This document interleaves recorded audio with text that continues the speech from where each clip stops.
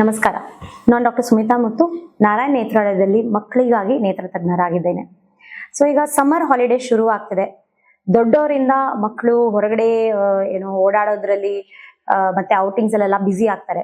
So ಈ ತರ ಸಮಯದಲ್ಲಿ ನೀವು ಕಣ್ಗಳನ್ನ ಹೇಗೆ ನೋಡ್ಕೋಬೇಕು ಅಂತ ಈಗ ನೋಡೋಣ. ಸಮ್ಮರ್ ಸೀಸನ್ ಅಲ್ಲಿ ನೋಡಕ್ ಹೋದ್ರೆ ಸೀಸನಲ್ ಅಲರ್ಜಿಕ್ ಕಂಜಂಕ್ಟಿವೈಟಿಸ್ ಅನ್ನೋದು ಕಾಣಿಸ್ಕೊಳ್ಳುತ್ತೆ. ಇದರಲ್ಲಿ ಕಣ್ಣು ಕೆಂಪಾಗತ್ತೆ, ಮಕ್ಕಳು ಕಣ್ಣು ಉಜ್ತಾ ಇರ್ತಾರೆ.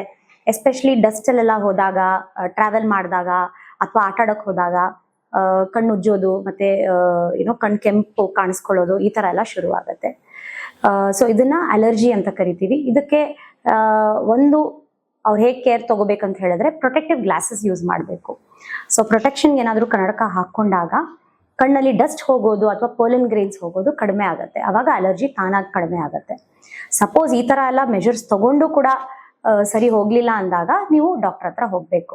ಅವರು ಡ್ರಾಪ್ಸ್ ಮತ್ತೆ ಕೆಲವೊಂದು ಪ್ರಿಕಾಷನರಿ ಮೆಷರ್ಸ್ ಅಂದ್ರೆ ಈಗ ಕೆಂಪು ಕಣ್ಣು ಕಾಣಿಸಿದಾಗ ಕೋಲ್ಡ್ ಕಂಪ್ರೆಷನ್ ಅಂತ ಹೇಳ್ತೀವಿ. ಐಸ್ ವಾಟರ್ ಬಟ್ಟೆ ನೆನೆಸಿ ಕಣ್ಮೇಲೆ ಇಟ್ಟಾಗ ಸ್ವಲ್ಪ ಈ ಅಲರ್ಜಿ ಸಿಂಪ್ಟಮ್ಸ್ ಎಲ್ಲ ಕಡಿಮೆ ಆಗುತ್ತೆ.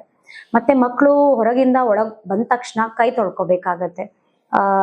ಆಮೇಲೆ ಗಲೀಜ್ ಕೈಯಲ್ಲಿ ಕಣ್ಣೆಲ್ಲ ಮುಟ್ಕೋಬಾರ್ದು.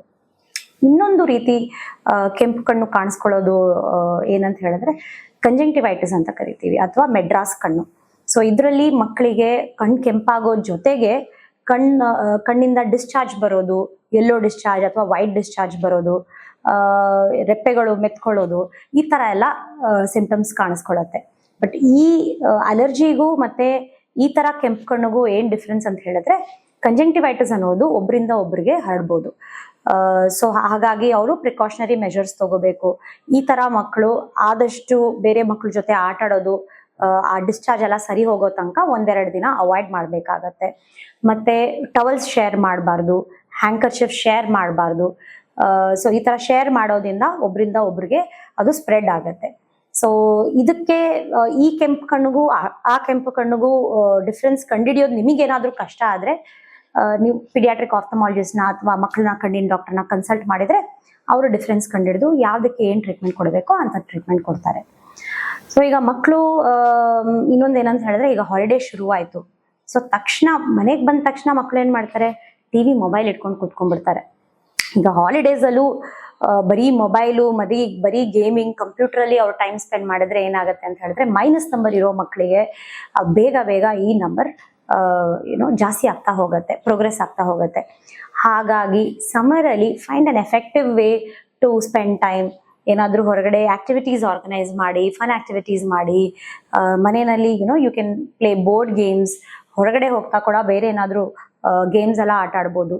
ಬಟ್ ಆದಷ್ಟು ಮೊಬೈಲ್ ಟಿವಿಯಿಂದ ಮಕ್ಕಳನ್ನ ದೂರ ಇಡಿ. ಸೊ ಅವಾಗ ಮಯೋಪಿಯಾ ಇರೋ ಮಕ್ಕಳಿಗೆ ನಂಬರ್ ಕಂಟ್ರೋಲ್ ಅಲ್ಲಿ ಇರುತ್ತೆ. ಸೊ ಈಗ ಮಕ್ಕಳಿಗೆ ಎಕ್ಸಾಮ್ ಎಲ್ಲ ನಡೀತಾ ಇದೆ ಅಲ್ವಾ, ಹಾಗಾಗಿ ಕಣ್ ಪರೀಕ್ಷೆ ಈ ಟೈಮಲ್ಲಿ ನೀವು ಮಾಡಿಸ್ಬಾರ್ದು. ಯಾಕಂದ್ರೆ ಕಣ್ ಸ್ಟ್ರೈನ್ ಮಾಡಿದಾಗ ನಂಬರ್ ಒಂದೊಂದ್ಸತಿ ಫಾಲ್ಸ್ ಆಗಿ ಜಾಸ್ತಿ ಕಾಣಿಸ್ಕೊಳತ್ತೆ. ಸೊ ಎಕ್ಸಾಮ್ ಮುಗ್ದಿದ ತಕ್ಷಣ ಆದಷ್ಟು ಮಕ್ಕಳಿಗೆ ನೀವು ಐ ಚೆಕಪ್ ಮಾಡಿಸಿ ಅಂಡ್ ಸ್ಕೂಲ್ ಶುರುವಾಗೋ ಮುಂಚೆನೆ ನೀವು ಮಾಡಿಸ್ಕೊಂಡ್ಬಿಟ್ರೆ ಮಕ್ಕಳಿಗೆ ರಜಾ ಹಾಕೋದೆಲ್ಲ ತಪ್ಪುತ್ತೆ. ಮತ್ತೆ ಈಗ ಸಮ್ಮರ್ ಸೀಸನ್ ಅಲ್ಲಿ ಇನ್ನೊಂದು ಏನಂತ ಹೇಳಿದ್ರೆ ಊರ್ ಕಡೆ ಎಲ್ಲ ಜಾತ್ರೆ ಇರೋದು ಅಥವಾ ಇಲ್ಲೇ ಕೂಡ ಮಾಲ್ಸಿಗೆ ಹೋಗೋದು ಅದೆಲ್ಲ ಮಾಡ್ತಾರೆ ಮಕ್ಕಳು. ಸೊ ಆದಷ್ಟು ಹೈಜೀನ್ ಮೇಂಟೈನ್ ಮಾಡಬೇಕು. ಸೊ ಅವಾಗ ಈ ತರ ಕಂಜಂಕ್ಟಿವೈಟಿಸ್ ಇರೋದೆಲ್ಲ ಸ್ಪ್ರೆಡ್ ಆಗೋದಿಲ್ಲ. ಮತ್ತೆ ಇನ್ನೊಂದು ಏನಂತ ಹೇಳಿದ್ರೆ ಈ ಸಮ್ಮರ್ ಸೀಸನ್ ಅಲ್ಲಿ ನಾವು AC ಜಾಸ್ತಿ ಯೂಸ್ ಮಾಡ್ತೀವಿ. AC ಕೆಳಗಡೆ ಕೂತ್ಕೊಂಡಾಗ ಸೊ ಕಣ್ಣು ಡ್ರೈ ಐಸ್ ಇರೋರಿಗೆ ಡ್ರೈ ಐಸ್ ಇನ್ನೂ ಹೆಚ್ಚಾಗತ್ತೆ. ಸೊ ಡ್ರೈ ಐಸ್ ಅಂದ್ರೆ ಕಣ್ಣಲ್ಲಿ ಉರಿ ಕಾಣಿಸ್ಕೊಳ್ಳೋದು ಮತ್ತೆ ಡ್ರೈ ಇರೋದ್ರಿಂದ ರಿಫ್ಲೆಕ್ಸ್ ಆಗಿ ವಾಟರಿಂಗ್ ಬರೋದು, ಈ ತರ ಎಲ್ಲ ಸಮಸ್ಯೆಗಳು ಕಾಣಿಸ್ಕೊಳ್ಳುತ್ತೆ. ಸೊ ಒಂದು AC-ನ ಕಣ್ಮೇಲೆ ಡೈರೆಕ್ಟ್ ಮಾಡಬಾರ್ದು, ಆದಷ್ಟು ಆ ಡೈರೆಕ್ಷನ್ ಮೇಲ್ಗಡೆ ಇರಬೇಕು. ಇನ್ನೊಂದೇನಂತ ಹೇಳಿದ್ರೆ AC ಕೆಳಗಡೆ ಬಿಲೋ AC-ನೇ ಗಾಳಿ ಕಣ್ಣಿಗೆ ತಾಕೋಂಗೆ ನಾವು ಕೂತ್ಕೋಬಾರ್ದು. ಮತ್ತೆ ಲೂಬ್ರಿಕೆಂಟ್ ಐ ಡ್ರಾಪ್ಸ್ ಬರುತ್ತೆ, ಅಂದ್ರೆ ಎಕ್ಸ್ಟ್ರಾ ಕಣ್ಣೀರಿರೋ ತರ ಐ ಡ್ರಾಪ್ಸ್, ಈ ತರ ಐ ಡ್ರಾಪ್ಸ್ ಕೂಡ ಯೂಸ್ ಮಾಡ್ಕೋಬಹುದು. ಮತ್ತೆ ಬಿಸಿಲಿಗೆ ಹೋದಾಗ ಆದಷ್ಟು ದೊಡ್ಡವರಾಗ್ಲಿ ಚಿಕ್ಕವರಾಗ್ಲಿ ಸ್ವಲ್ಪ ಕೂಲಿಂಗ್ ಗ್ಲಾಸಸ್ ಅಥವಾ ಶೇಡ್ಸ್ ಯೂಸ್ ಮಾಡ್ಕೋಬೇಕು. ಸೊ ಇದರಿಂದ ಹಾರ್ಮ್ಫುಲ್ UV ರೇಸ್ ಇರುತ್ತೆ ನೋಡಿ, ಇದ್ರ ಪ್ರಭಾವ ಕಣ್ಮೇಲೆ ಕಡಿಮೆ ಬೀಳುತ್ತೆ.